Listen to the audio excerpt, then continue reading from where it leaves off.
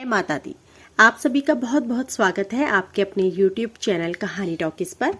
आप सभी को अक्षय तृतीया की हार्दिक शुभकामनाएं। तो आइए आज की इस वीडियो में मैं आपको संपूर्ण जानकारी दूंगी अक्षय तृतीया पूजा विधि के विषय में। साथ ही जानेंगे अक्षय तृतीया के शुभ मुहूर्त के विषय में।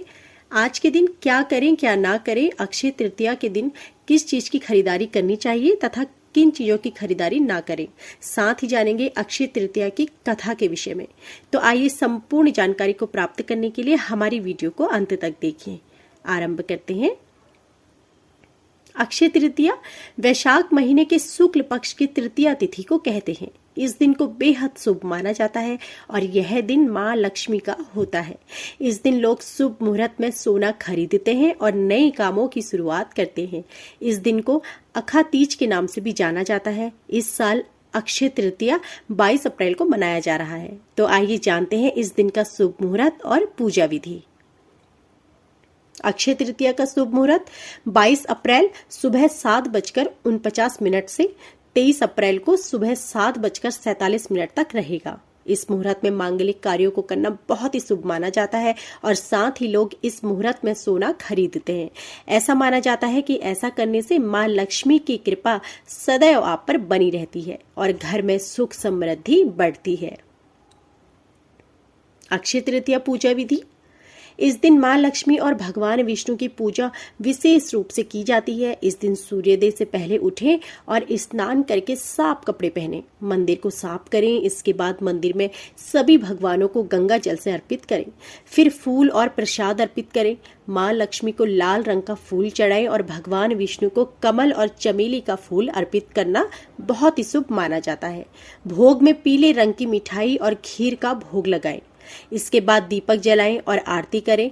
भगवान से घर में सुख समृद्धि की कामना करें और हाथ जोड़कर आशीर्वाद लें। अक्षय तृतीया के दिन क्या करें और क्या ना करें, आइए जानते हैं। सनातन धर्म में वैशाख मास का काफी महत्व है। वैशाख मास के शुक्ल पक्ष की तृतीया तिथि को अक्षय तिथि का पर्व मनाया जाता है। इस साल यह शुभ तिथि 22 अप्रैल दिन शनिवार को है और यह बेहद शुभ और सौभाग्यशाली माना जाता है। इस दिन स्नान, दान, जप, तप, श्राद्ध और अनुष्ठान का बहुत ही महत्व होता है। इस दिन भगवान विष्णु ने परशुराम अवतार लिया था। मान्यता है कि इस दिन किए जाने वाले दान का फल अक्षय होता है, यानी कई जन्मों तक इसका लाभ मिलता है। तो आइए जानते हैं अक्षय तृतीया पर क्या करें। अक्षय तृतीया पर दान करने वाले व्यक्ति को वैकुंठ धाम में जगह मिलती है, इसलिए इस दिन दान का महापर्व माना गया है। इस दिन गंगा स्नान करके जौ का दान करना चाहिए। इससे मनुष्य के सभी पाप नष्ट हो जाते हैं। नवग्रहों की शांति के लिए अक्षय तृतीया पर कलश का दान व पूजन अक्षय फल प्रदान करता है।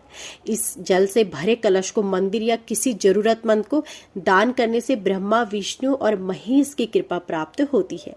साथ ही पितरों को भी अक्षय तृप्ति होती है और नवग्रहों की शांति होती है। इनका पाठ करना बेहद ही शुभ होता है। धार्मिक मान्यताओं के अनुसार अक्षय तृतीया के दिन श्री रामचरित्र मानस का पाठ करना चाहिए। साथ ही आपको भगवान विष्णु के 10 अवतार की कथा का पाठ करना चाहिए। इनका पाठ करने पर आपको ऋषियों और महान संतों के दर्शन का फल मिलता है। अक्षय तृतीया पर तुलसी की जड़ को दूध से सींचे। भगवान विष्णु की पूजा को तुलसी पत्र के बिना अधूरा माना जाता है। ऐसा करने पर भगवान विष्णु की विशेष कृपा प्राप्त होती है। अक्षय तृतीया पर भूल कर भी ना करें ये कार्य। अक्षय तृतीया के दिन कोई जरूरतमंद आए तो उसे खाली हाथ विदा ना करें।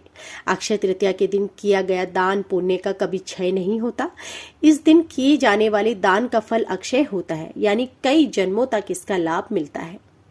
माता लक्ष्मी नहीं आती है घर पर ऐसा करने से। अक्षय तृतीया का दिन पुण्य कार्य करने का होता है। इस दिन ऐसा कोई भी कार्य ना करे जिससे किसी के मन को दुख पहुंचे। साथ ही किसी से कड़वा बोलना भी अच्छा नहीं माना गया है। इस दिन स्वार्थ निहित कार्य करना चाहिए। अगर आप दूसरों को दुख पहुंचाएंगे तो माता लक्ष्मी कभी भी आपके घर नहीं आएगी। एक दिन पहले से ही कर ले आप यह कार्य। अक्षय तृतीया का पर्व बहुत ही खास माना गया है। इस दिन तुलसी माता का पत्ता नहीं तोड़ना चाहिए। भगवान विष्णु को तुलसी अर्पित करने के लिए एक दिन पहले से ही तोड़कर रख लें। इस दिन तुलसी पूजा का विशेष महत्व माना गया है। भविष्य पुराण में बताया गया है कि अक्षय तृतीया पर भूल कर भी उपनयन संस्कार नहीं करना चाहिए। इस दिन आपको पहली बार जनेऊ बिल्कुल धारण नहीं करना चाहिए, ऐसा करना अशुभ माना जाता है। तो आइए जानते हैं अक्षय तृतीया के दिन क्या खरीदना चाहिए। अक्षय तृतीया के दिन सोना खरीदने का विशेष महत्व माना गया है। आपको बता दें कि इस दिन सोना खरीदना काफी शुभदायक और फलदायी होता है। मान्यता है कि इससे घर में सुख समृद्धि की अपार वृद्धि होती है और जो व्यक्ति सोना चांदी आदि खरीदने में असमर्थ है उसे इस दिन जौ खरीदकर भगवान विष्णु एवं माता लक्ष्मी को अर्पित करनी चाहिए। वहीं पूजा समाप्त होने के बाद इन जौ को एक लाल कपड़े में बांधकर घर की तिजोरी या अपने पैसे वाले स्थान पर रख देना चाहिए। मान्यता है कि ऐसा करने से आपके घर में सुख समृद्धि का आगमन होता है। ये दिन खरीदारी के लिए बहुत शुभ माना गया है, लेकिन कुछ ऐसी चीजें भी हैं जो अक्षय तृतीया पर भूल कर भी नहीं खरीदनी चाहिए। इससे राहु का दुष्प्रभाव पड़ता है। अक्षय तृतीया पर प्लास्टिक, लोहा या एल्युमिनियम से बनी कोई भी चीज, खासकर बर्तन, भूल कर भी ना खरीदें। इससे राहु के अशुभ प्रभाव झेलने पड़ सकते हैं। इस शुभ अवसर पर इन चीजों को घर लाने से नकारात्मकता बढ़ती है और माँ लक्ष्मी का घर में वास नहीं होता। अक्षय तृतीया का पर्व इस बार शनिवार के दिन है। ऐसे में इस दिन कोयला, काजल, काला कपड़ा, सरसों का तेल की खरीदारी करने से बचें। इससे शनि नाराज होते हैं और जीवन संकट में आ सकता है। अक्षय तृतीया के दिन परिवार के सदस्य शांति बनाए रखें, क्योंकि जहां लड़ाई झगड़ा और विवाद होते हैं वहां मां लक्ष्मी की कृपा नहीं बरसती। ये सौभाग्य को नष्ट कर दुर्भाग्य में लाता है।